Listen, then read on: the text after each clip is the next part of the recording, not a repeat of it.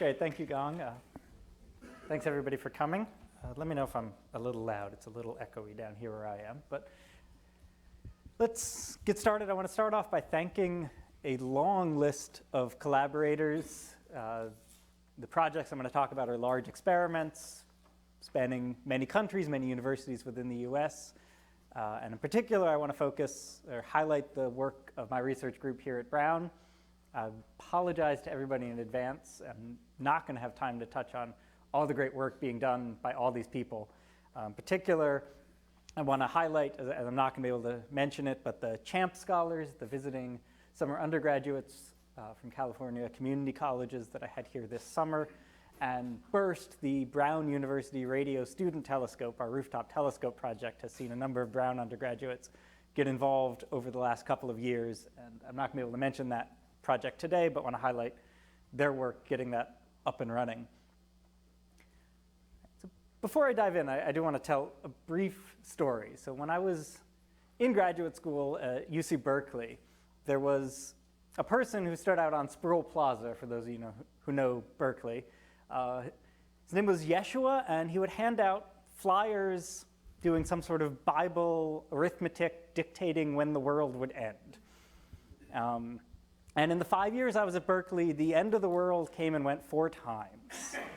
And every time he'd disappear for a couple weeks and then would be back with a new flyer and new math. And I had the privilege of giving a talk at Berkeley back in January, just this year. And lo and behold, there was Yeshua on Sproul Plaza who handed me this flyer, which, so, when Sproul Plaza, excuse me, thank you.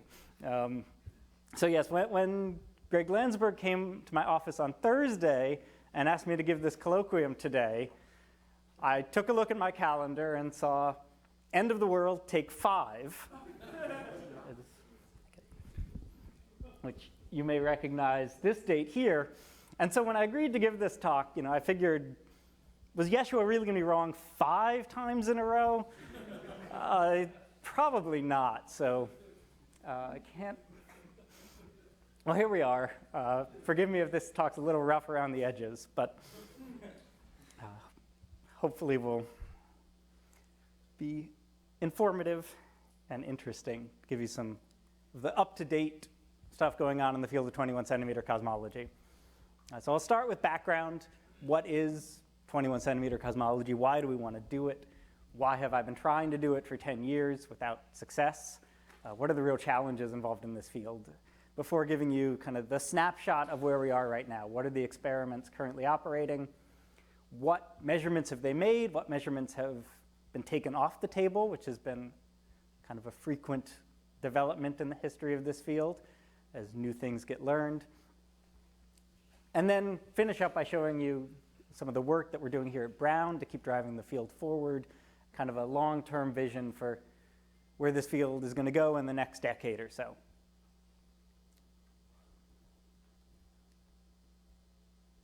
Okay, so I'm going to give up on this. So the science drivers behind 21 centimeter cosmology are the big questions in cosmology. This is our standard cosmological picture of the universe we've had around for 10 years now, showing a universe beginning at a big bang with exponential expansion, a period of dark ages where not much was going on, no luminous sources, just hydrogen, helium, dark matter, coalescing into stars, galaxies that we see today, and this mysterious exponential expansion at the end. And I said this is kind of our standard picture, but there's questions at all stages on this map.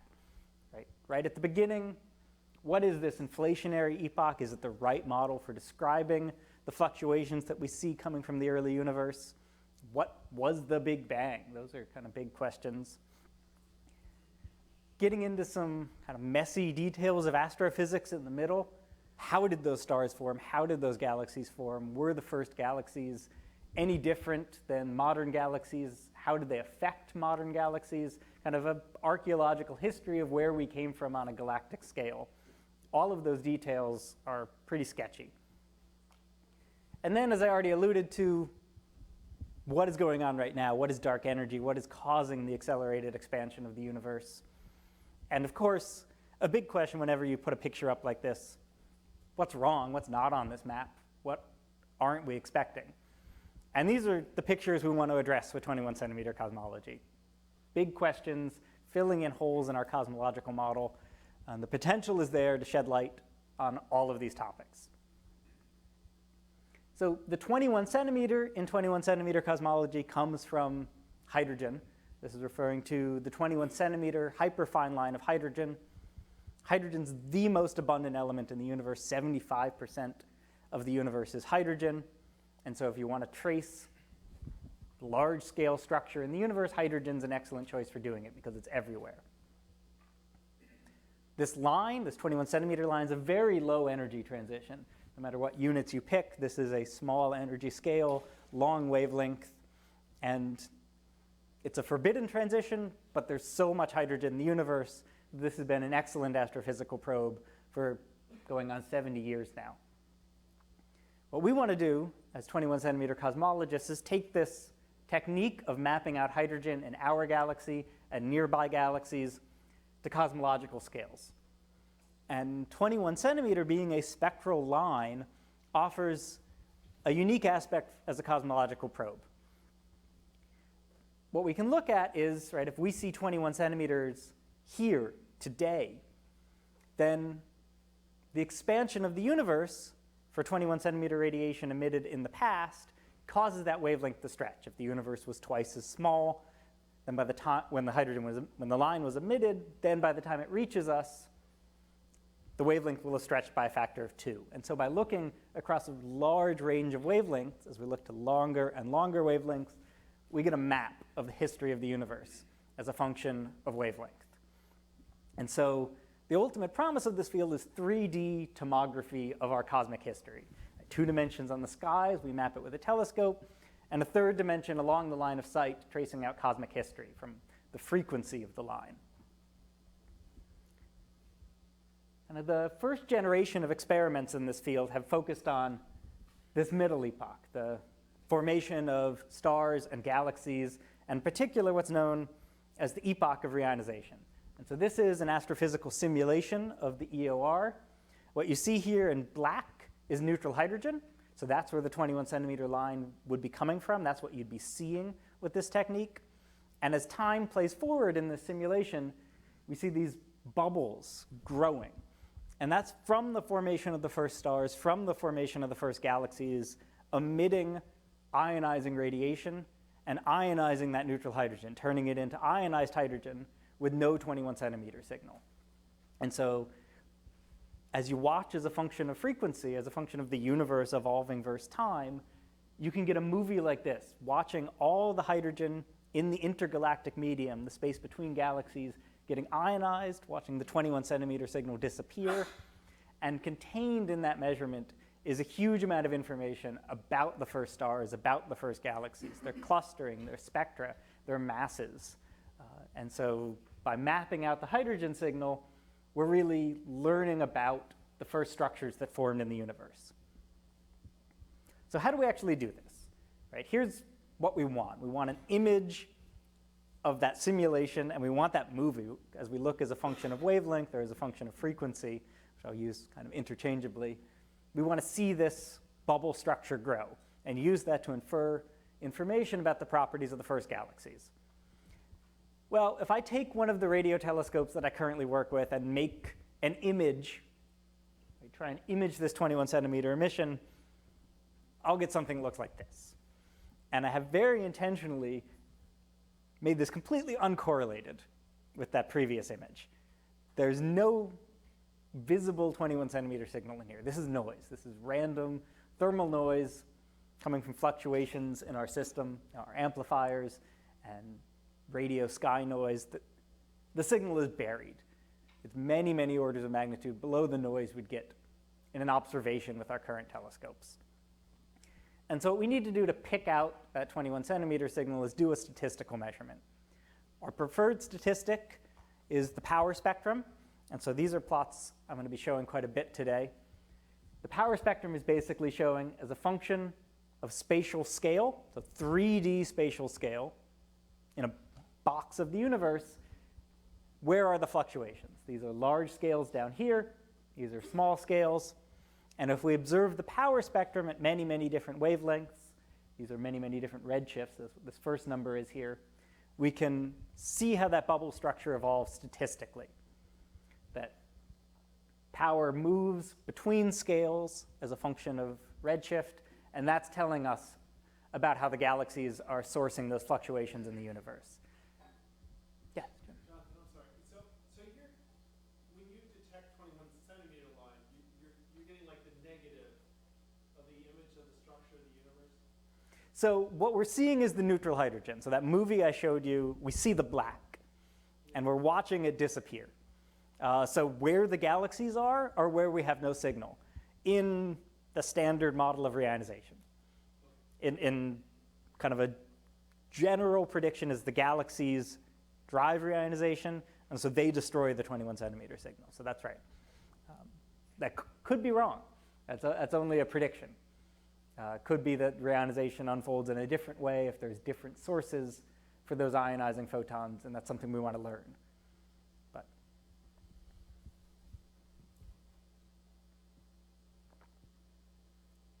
so this is the basic picture we have, that we want this statistical detection.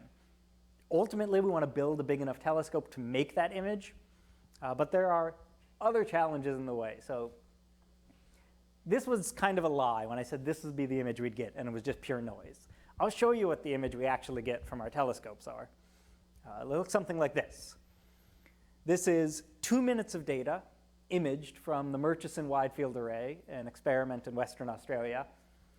Every single one of these dots you see is another galaxy. They're very bright radio sources.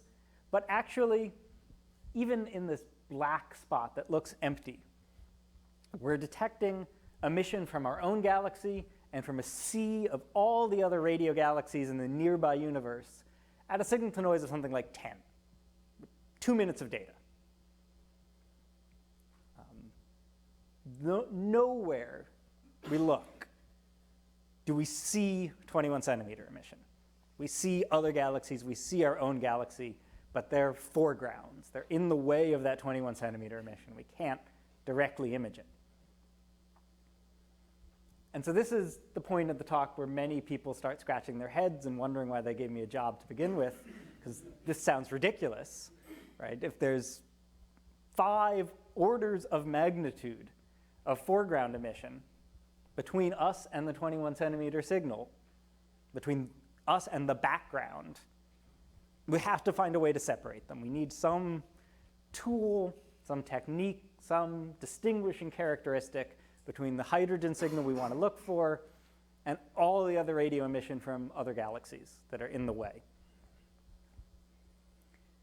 And so probably the first half of this decade was spent coming up with a formalism to help us understand how we can do this separation, how we can distinguish foregrounds from 21 centimeter emission. And that formalism is in Fourier space, where we work with the power spectrum. So we can do a lot of Fourier space plots in this talk. The key is that foreground emission has different spectral behavior. And I said for the 21 centimeter line, the spectrum tells you the redshift, that tells you when it was emitted, and that's how we're going to get our 3D map of the universe. For another galaxy, for our own galaxy, the spectrum is the spectrum. It tells you how it emits radio waves as a function of frequency, the physics behind its emission mechanism. The spectrum isn't corresponding to a cosmological redshift. And so the emission mechanism behind radio foregrounds is predominantly synchrotron, bremsstrahlung. Those are spectrally smooth processes. And so that's our distinguishing characteristic. Foregrounds, they're spectra, smooth and featureless, 21 centimeter emission. Every different frequency is a different distance in the universe. We're looking at a different patch of the universe, and it's a very spectrally structured signal.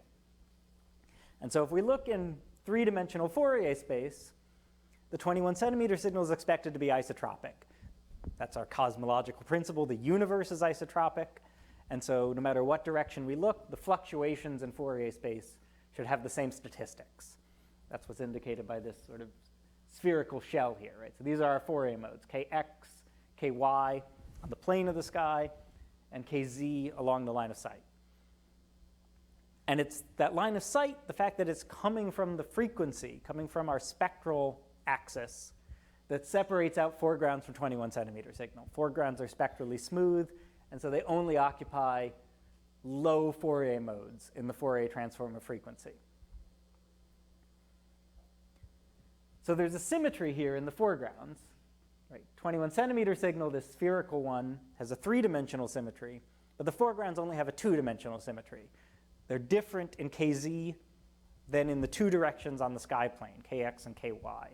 And so we do a lot of our work in 2D Fourier space, where kx and ky, we average in annuli down to what we call k-perpendicular, Fourier modes on the plane of the sky, and kz we call k-parallel, Fourier modes parallel to the line of sight. And so to recap what we expect in this 2D Fourier space, as these are plots we're going to be looking at quite a bit. Here's k-parallel, Fourier mode along the line of sight. Here's k-perpendicular, Fourier mode on the sky plane. Recall where these come from. The Fourier transform of frequency is giving us our k-parallel. The frequency axis gives us the distance. We Fourier transform it to get our Fourier modes along the line of sight. For a radio telescope, an interferometer, like the telescopes we build, they're composed of many, many antennas. And fundamentally, it's 2 antennas correlated together, which we call a baseline, that gives us information about the sky plane, about the perpendicular modes. And so short baselines, antennas that are very, very close together, they probe large scales. And so that's down here. And long baselines, antennas that are far apart, they probe small scales. And so this is how our instrument actually gives us information in this plane. And so the picture I described says something like this. The 21 centimeter epoch of ionization fluctuations, they live at high k-parallel scales. There's lots of spectral structure, so you need high order Fourier modes along the line of sight to describe them. The foregrounds are spectrally smooth, and so they pile up here at the bottom. This was the picture 10 years ago. And people said, all right, this is hard. The foregrounds are 5 orders of magnitude brighter, but there's a separation here. They have different spectral behavior. We can distinguish the two. And as I said, the first half of this decade was really understanding how this picture is complicated. And this picture is complicated because your instrument actually gives you something more like this, that actually making these observations with a real telescope, the separation isn't so clean. And so there's this large wedge-shaped feature of bleed from where the foregrounds truly would live in this space up to higher order Fourier modes. The instrument makes everything worse. So conceptually, where does this come from? If we take a look, here's a little just schematic argument. We want to take a look at 2 baselines of our interferometer. A short baseline, right, so 2 antennas that are very close together, and a long baseline, 2 antennas that are far apart.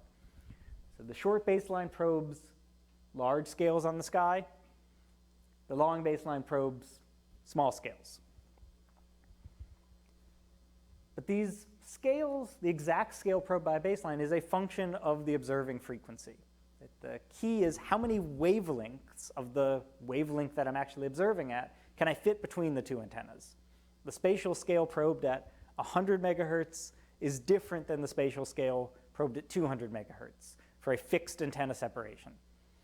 And so if I play sort of a movie, how do these sine waves, the response of these baselines, evolve versus frequency? They evolve.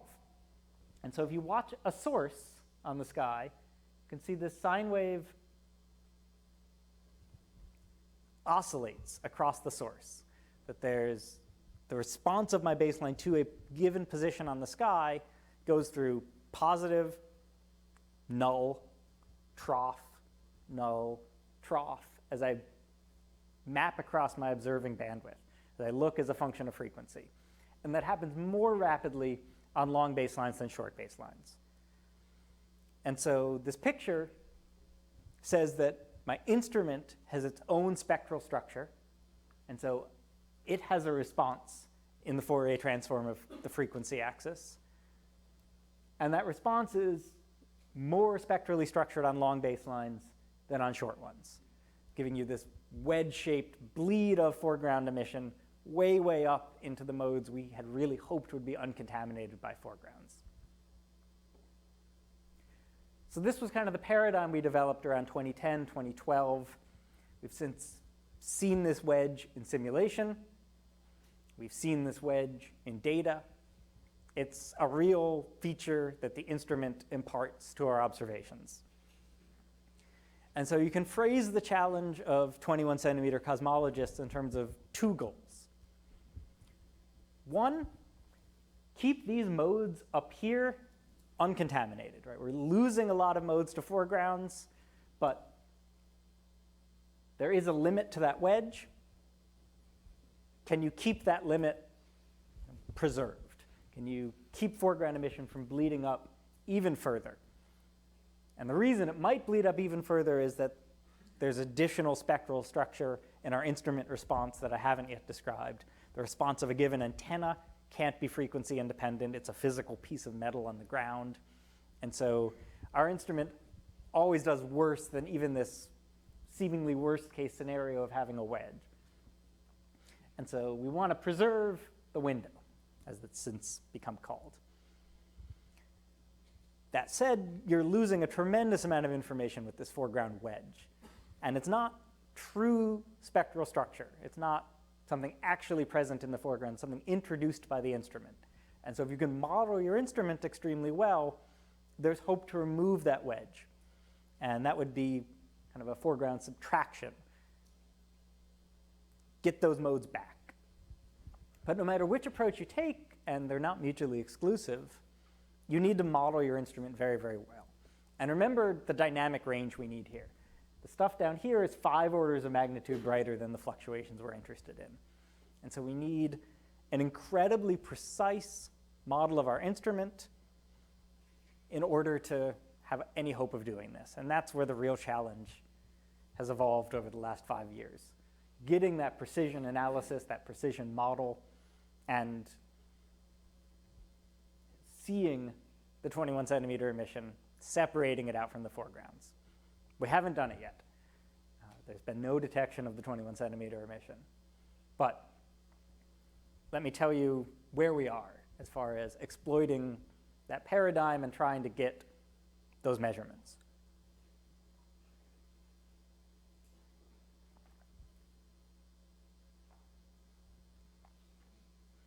So I would be remiss if I didn't mention an independent experiment that has made headlines recently. This is the EDGES experiment. So they're taking a different approach. Rather than looking for spatial fluctuations in the 21 centimeter signal, they're just looking for a sky averaged frequency spectrum. So how does the global 21 centimeter signal, the history of hydrogen in the universe, evolve as a function of frequency? And what EDGES reported earlier this year was an absorption profile attributable to 21 centimeter, attributable to neutral hydrogen here, before the reionization era where the first stars are forming. It was an extremely exciting result, made all the more exciting by the fact that you can't get a signature that looks like this with any realistic astrophysical model. They had to invoke exotic models of dark matter. It's a very challenging signal to reproduce in a theoretical picture. That said, they've done a very careful experiment. They've independently reproduced this signal with an independent copy of their experiment. They're working on verifying it with a new experiment, but no one else has been able to reproduce this or refute it. This took a lot of work to get that 1 part in 10 to the 5 separation between foregrounds and signal, and no other competing experiment can even get close to that right now. And so it's an open question about whether the EDGES result is a real one or not. But As I said, it's very hard to explain with standard cosmological models, so it would be an extremely exciting result if it pans out. As far as the experiments that I work on, these interferometric experiments where we're trying to map out those fluctuations, actually get that statistical power spectrum, there's kind of been 4 leaders in the field.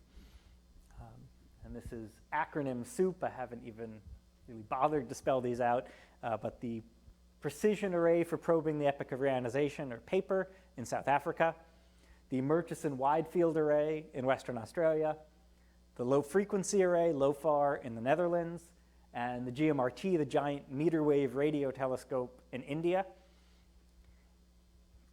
Each of these experiments have published limits on the 21 centimeter signal. They've made measurements. They didn't detect the 21 centimeter signal, but they can say, all right, I didn't detect anything. How bright could it possibly be? And I want to stress, given the nature of these instruments, they're all very different, right? You can see paper, these little baskets are about this big. The GMRT, these are enormous dishes, right? The G is for giant. MWA and LOFAR each have their own approach. And to complement these unique telescope designs, they've each come up with their own unique analysis pipeline, looking to tackle that challenge of that 1 part in 10 to the 5 precision for separating 21 centimeter signal and foregrounds. And as I said, each of them have published kind of their best limits on the signal, and these are the papers. But the field has evolved a lot in recent years, and so this is the current state of the art.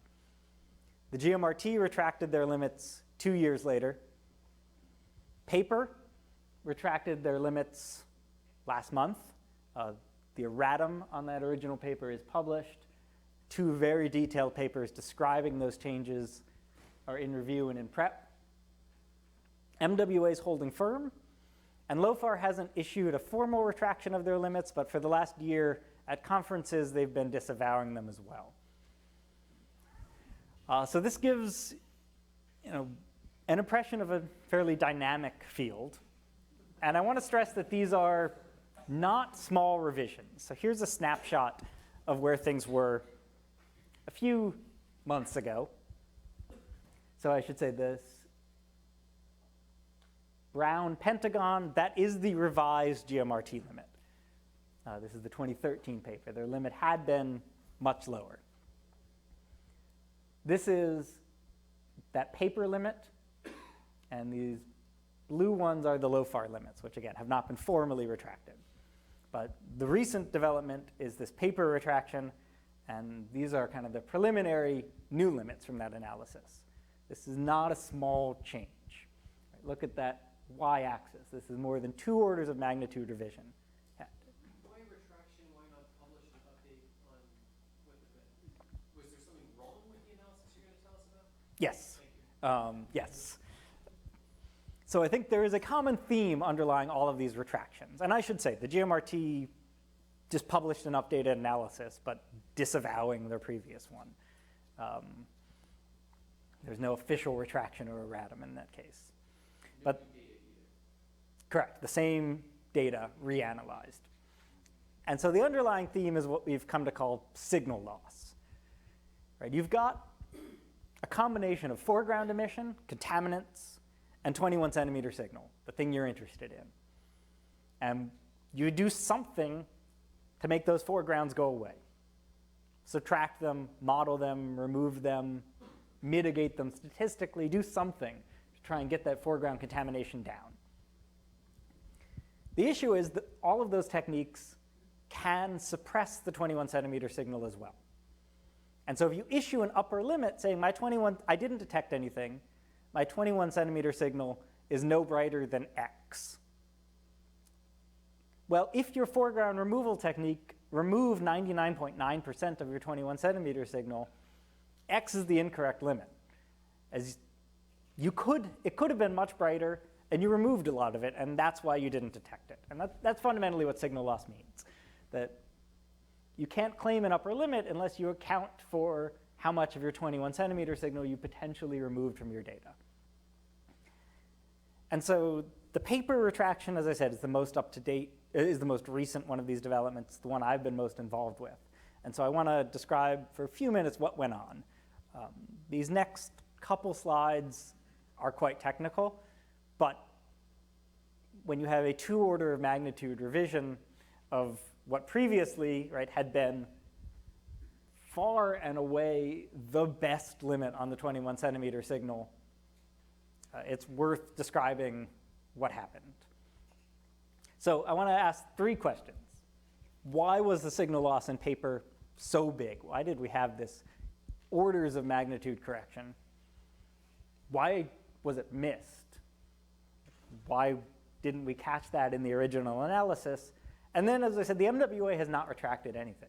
What's it doing differently? Why are MWA analysts, including myself, more confident in those results?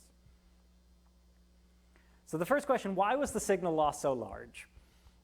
This has to do with the way the data in the paper analysis was analyzed. So recall we want a power spectrum, which is a quadratic quantity of the data. We're measuring the variance of the data. And so we use a formalism called the quadratic estimator. X is your data. And you take X, multiply by X to get variance. Q is just a fancy matrix for take me from data space to power spectrum space. It's a fancy Fourier transform with some other normalization factors. And C in this formalism is meant to be the covariance matrix of your data. If you do this, X, C, Q, C inverse X, that's the optimal quadratic estimator. That gives you the lowest variance estimate of the power spectrum of X. The issue is, right, we don't know C, the covariance matrix of the true covariance matrix underlying our combination of foreground emission and 21 centimeter signal. Right. Why does this work? Well, C is a frequency-frequency covariance. And so if we inverse covariance weight, we're down-weighting things that are heavily correlated versus frequency. That's what the foregrounds are. Spectrally smooth is the same as heavily correlated in frequency, whereas the 21 centimeter signal looks like noise. So we want to down-weight foregrounds. If you know the covariance of your foregrounds, this gives you the best answer. But we didn't. In particular, that additional covariance introduced by the instrument, very difficult to model. And so we used an empirical covariance matrix, C hat, which we basically estimated as the outer product of our data, XX transpose. And the fundamental issue with this is because C is now correlated with X, this is no longer a quadratic estimator. C contains higher order correlations with X, so you have X, X, Q, X, X. And without a quadratic quantity, you may notice I've written this as a proportionality. The normalization that you'd calculate to get your correct power spectrum estimate is much more complicated. And it's impossible to calculate. So we used the quadratic, we didn't realize this, we used the quadratic normalization. We saw a result that looked like the foregrounds were getting suppressed, placed a limit on the 21 centimeter signal, and didn't realize this skewing of the normalization. So that's fundamentally where the error comes from. We used an empirical covariance estimate and didn't account for higher order correlations in the data. Why was it so big?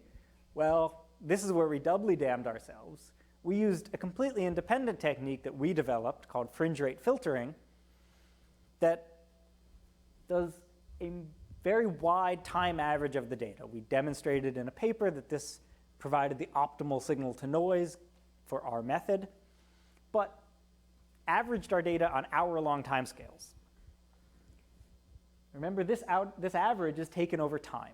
And so the fringe rate filter dramatically reduced the number of independent samples in our data to something like 8. We had 8 hours of data, 8 independent samples. Trying to estimate a 20 by 20 matrix from 8 numbers is usually not advisable. And so that had the effect of making these residual correlations very, very large. And so it was a combination of fundamentally the issue using an empirical covariance matrix estimate and doing this time averaging drastically reduced our number of independent samples and gave us what is something like 4 orders of magnitude of signal loss when we reported signal loss of less than 1%. That was probably the most technical slide in the talk, but I think it was worth describing some of the nuances that went into this analysis. So this paper describing all this is in review right now. The referee asked us to cut it down in length by about 50%, and so it's only 28 pages now. This was a very complicated discovery to really understand what had happened. Yes? Is it possible to know a priori, this would be the first thing you would use, right, empirical covariance, and so this is something that you could have only known once you went through the pipeline that this is a biased estimator.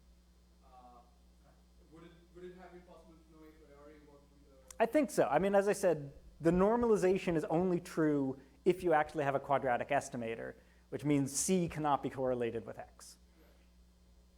And so fundamentally, we weren't normalizing correctly. So why did we miss this, right? The GMRT retracted a paper a couple years before this saying they removed all their signal. So we should have at least been looking for signal loss, and we were. We did a method where we injected mock signals into our data, saying, our instrument is introducing all these messy terms. We don't know what they're like. So let's use our data as kind of our simulation, inject a fake 21 centimeter signal, and see if we recover it. And the issue is that we compared the injected signal versus the empirically covariance weighted injected signal. And those two were not very correlated, and so we saw less than 1% signal loss. And the issue is that ignores cross terms between the data and C, the cause of this very large signal loss, as I just explained. And so in this new paper, we're using a full Bayesian framework to say, I've got some input model 21 centimeter power spectrum signal. I have some estimate of my output that's potentially lossy, potentially removing 21 centimeter signal. Let's estimate the probability that I got my input giving my estimate. And when you do that, taking into account all the cross terms with a full exploration of parameter space, you get this 4 order of magnitude signal loss. And so these limits have been retracted. A new paper is coming out using a lossless estimator and kind of giving the state-of-the-art limits from the paper experiment. So on the other side, right, if paper went pretty catastrophically wrong, what is the MWA doing differently? Why do those of us working on this experiment feel quite confident in the limits we've published? And so I think there's 2 things that MWA has done that are very unique among these other 21 centimeter experiments. One is to design multiple pipelines from the ground up, and not just multiple pipelines, but multiple what I've called interleavable pipelines, where we can hand off from one pipeline to another at many stages of the analysis. These are complicated analyses. There's a lot of moving parts. There's calibration, there's foreground removal, there's power spectrum estimation. And so the MWA has designed these 2 pipelines that have all these handoffs. So we can calibrate with one approach, use another power spectrum estimator. And so they're very different. The FHD to epsilon pipeline is what I spent a lot of my postdoc at University of Washington helping design. That's doing a very, in some ways, straightforward foreground modeling, forward model your data from your best estimate of the sky, estimate a power spectrum, whereas RTS to CHIPS is our Australian counterpart pipeline, doing a covariance weighted estimate using the optimal quadratic estimator formalism, but not an empirical covariance matrix, an analytical covariance matrix. And so comparing these very different approaches, seeing that they get the same answer, is a very nice way of understanding what's going on. We've caught many errors through this analysis too when they don't get the same answer. The other thing is doing end-to-end simulations to verify that our analysis is indeed lossless. Put in mock data with the red power spectrum, get out the blue measurements.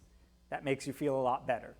And this sounds quite trivial, but I think it is not an exaggeration to say I literally spent half of my postdoc to get this plot. Getting this end-to-end verification takes a lot of work, but the MWA is the only set of analyses, the only experiment that has done this to date. And it's really helped bolster confidence in those results. So, as I said, the field has changed quite a bit with many results coming off the table. Everybody's more or less sitting at about the same level as far as upper limits on the 21 centimeter power spectrum, despite very different experiments, very different analyses. So I want to say, what are we doing to move the field forward, particularly here at Brown, try and highlight some of the work that my group is doing to continue making progress, get better limits on the 21 centimeter signal, and ultimately that detection. Well, we're working with kind of the next generation arrays is the first step. MWA has been upgraded to MWA phase 2. You see here on the left Wen Yang, Adam, and Josh, who went down to Australia in the summer of 2016 and built close to 128 new antenna tiles, configured them in a new configuration to give new capabilities for detecting the 21 centimeter signal. And then there's HERA, the Hydrogen Epoch of Reionization Array in South Africa on the Paper site. You can actually see Paper in the background. This is an older picture. Ultimately, HERA is going to build 350 14-meter dishes. It's going to be much, much, much bigger than anything else built to date. And target for those dishes is 2020, 2021, but we've got preliminary data for a couple years now coming from HERA, and so we've been working to analyze that. I think the first front that we're all very much pushing up against is calibration. And so when I say calibration, what I fundamentally mean is getting a time-dependent model of your instrument from your data. Right? Every single one of those antennas has a different amplifier, has a different signal chain. We need to know how they're all different and make them agree. And there's no real way to do that in situ. Once you deploy them out in the outback, they're heating up, they're cooling down as the sun goes up every day. You need to get that model from your data. And this is really, I think, the largest challenge for 21 centimeter cosmology. As we said, we need a 1 part in 10 to the 5 instrument model. And we actually need to get it not from laboratory measurements, but from the data itself. And so there's 2 main techniques for doing this. One is to use a sky model.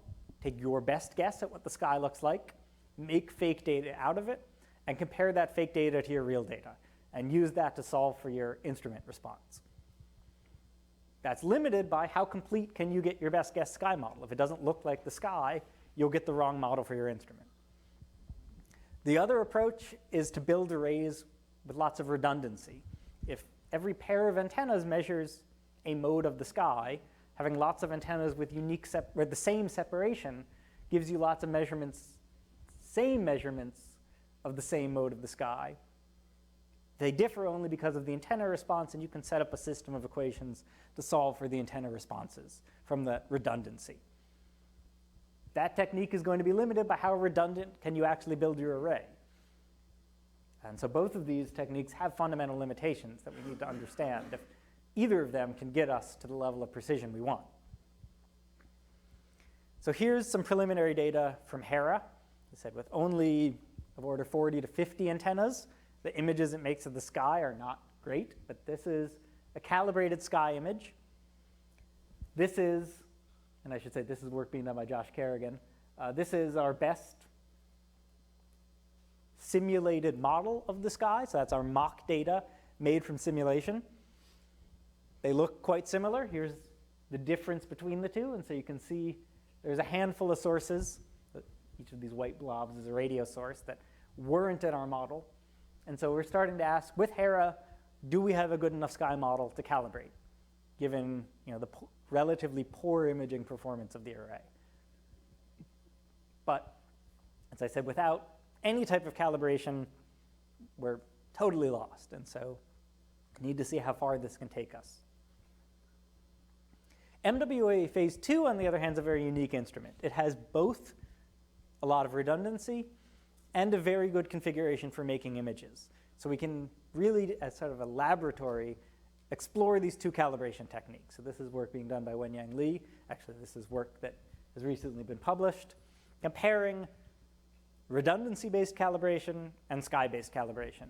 These are calibration solutions. They're complex numbers, so amplitude and phase versus frequency, and showing that they agree to within a couple percent, which when you think of we need 1 part in 10 to the 5 precision, a couple percent's a big difference. And so this paper very nicely explores how do these two different solutions behave when it comes to making a power spectrum and making a 21 centimeter limit. As far as the actual power spectrum analysis itself, I think in light of the paper retractions, there's kind of been two camps that have set up. One saying we can keep using these lossy techniques as long as we understand signal loss and we model signal loss and we correct for signal loss, and that can probably give us the best limit on the data.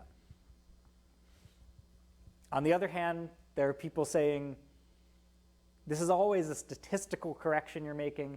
You're never going to get the realization of the 21 centimeter signal that you actually removed. You're always going to have uncertainty. Let's just use lossless estimators, and maybe we'll struggle to remove foregrounds to the same level of precision, but at least we'll feel confident that we're not misleading ourselves. I can tell you I'm very firmly falling into the second of these camps these days. I think making the same mistake twice is too much for me, and so making sure we're not removing that signal.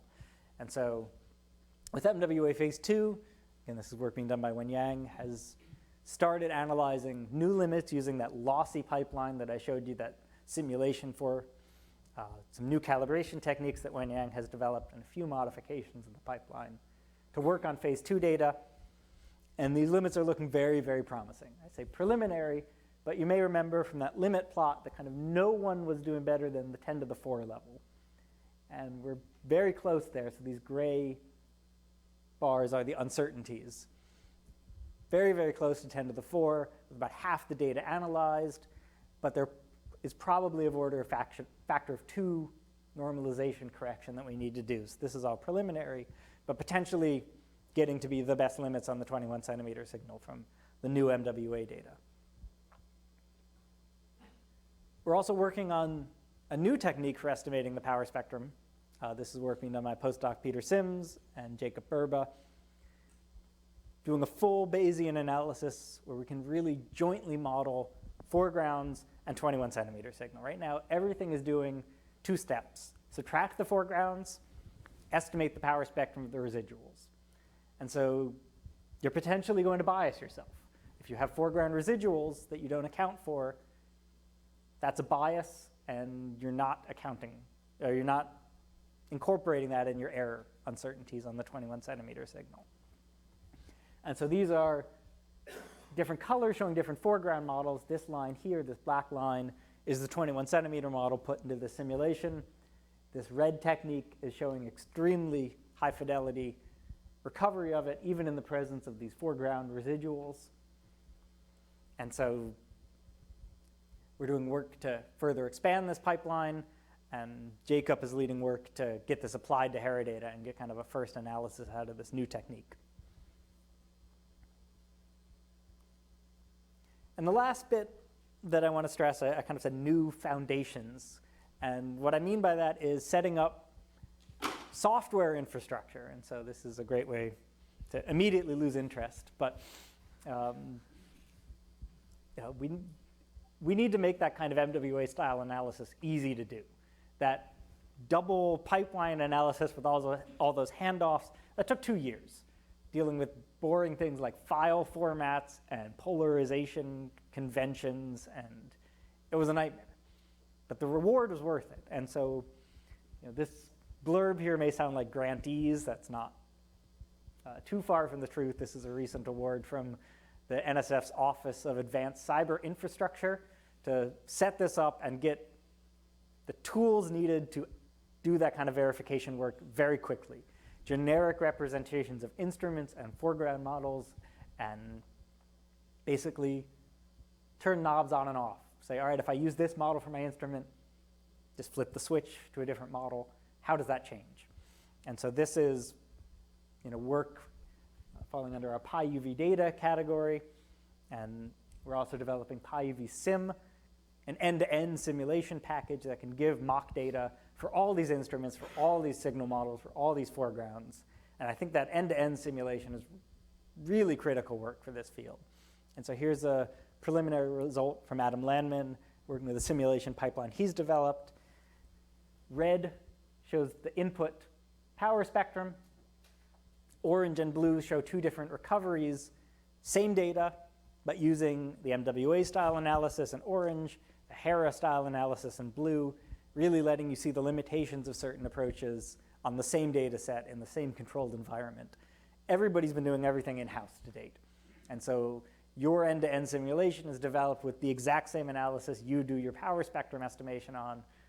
You can get stuck inside your own little worlds and lead yourself down false avenues. And so we really tried to abstract that away and set up these tools to provide that vetting.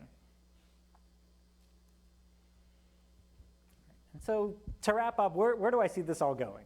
Obviously, things like edges are very, very exciting for this field. Things like 2 orders of magnitude limit retractions can be a little bit disheartening. What's next? Well, as I said, HERA is scheduled for completion in 2020, and it's going to be absurdly sensitive, much, much bigger than anything built to date. MWA is also talking about phase 3, getting a better system response, more antennas, getting an upgrade to continue taking its analysis forward. Both these telescopes are precursors for the Square Kilometer Array, the SKA, which in its current proposal will consist of 256,000 of these little Christmas tree antennas. They're not that little. They're about this big. These are what we have up on the roof of Barris and Holly, though not 256,000 of them. This is the big thing for radio astronomy in the next decade. And so we're using these instruments to tell us how can we build SKA and make sure it works. We also want to expand the science case to those other redshift ranges, right? I showed you at the beginning of the talk, we want to do early universe cosmology, we want to do late time dark energy studies, and then everything I talked about was the epoch of reionization. And that's because these experiments are further along for the EOR. But there's a completed experiment in Canada, CHIME, and a very similar experiment being built in South Africa, HYRAX, to do those dark energy studies, mapping out galaxy distributions.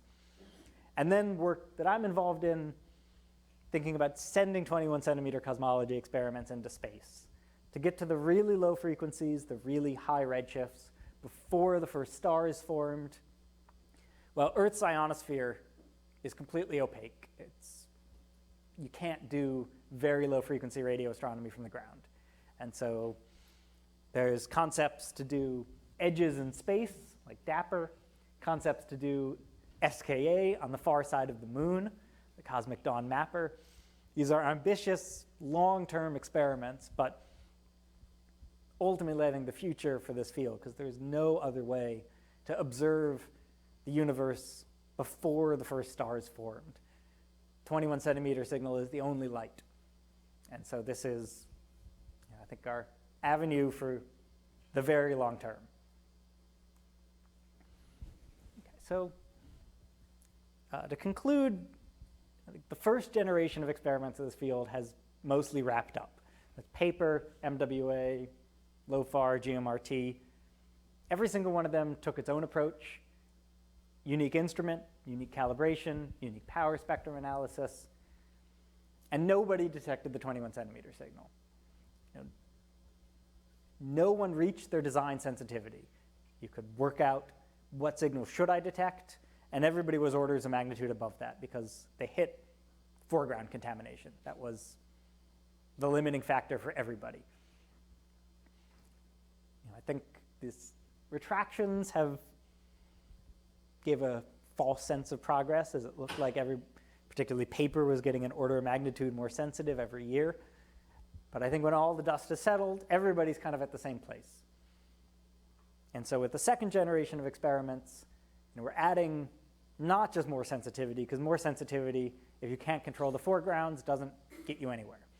We need new capabilities, more modelable instruments, more calibratable instruments, And that's where we're taking with MWA Phase 2 and HERA. And then, as I said, continuing to push on the software analysis. These are still largely software telescopes where a lot of the work takes place in the analysis of the data itself. And with that, I'll take any question. Thank you.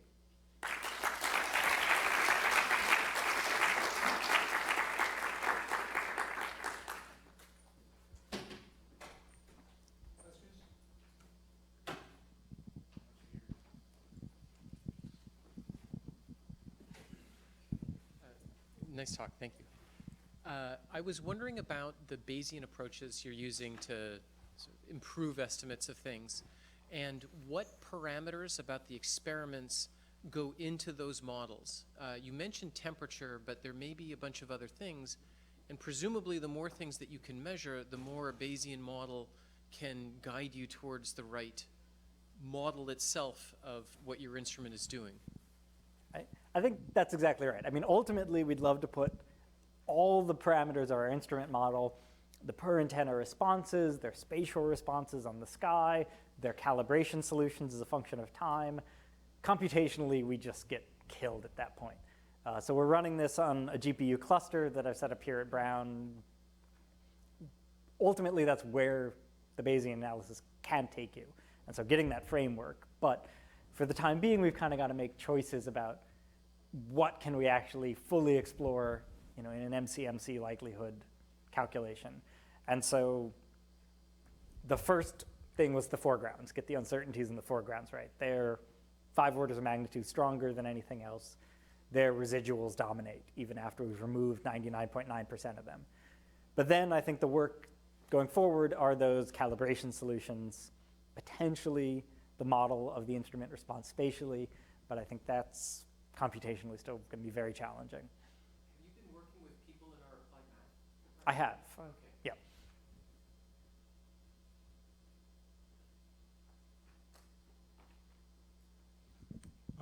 Very nice talk, thank you.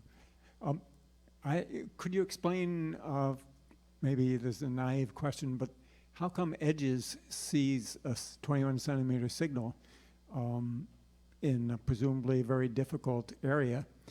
There's argument as to where it comes from, but there doesn't seem to be argument as to whether it's some sort of signal. What's different?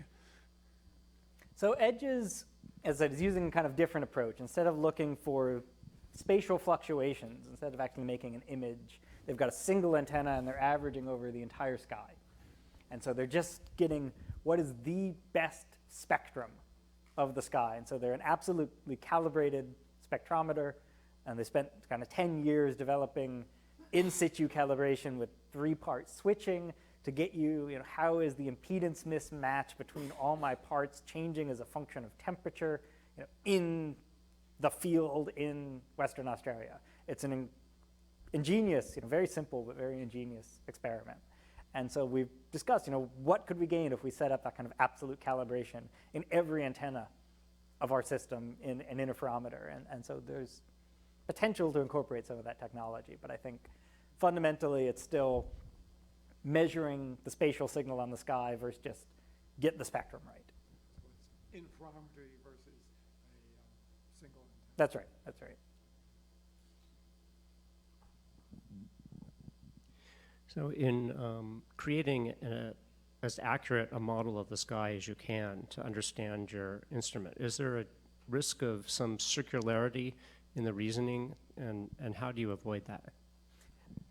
That's an excellent question, right? So if we're trying to calibrate our instrument using our best model of the sky, if you take real data that has 21 centimeter signal in it and that gets soaked up in your model, then you take it out. And so what we've done to date is make our model spectrally flat. Say the sky has no spectral dependence in it, maybe an overall slope, but that's it. And so the hope and the simulations, I think, are confirming that we don't fit out that high frequency spectral behavior. I think you're going to lose those lowest spectral modes to foregrounds. The 21 centimeter signal has a spectral component that is very, very smooth, and that's indistinguishable from the foregrounds unless somehow we get a beautiful foreground model handed to us, independent of our data. But the hope is to be able to remove that instrumental spectral signature by using foreground models that don't have that spectral behavior.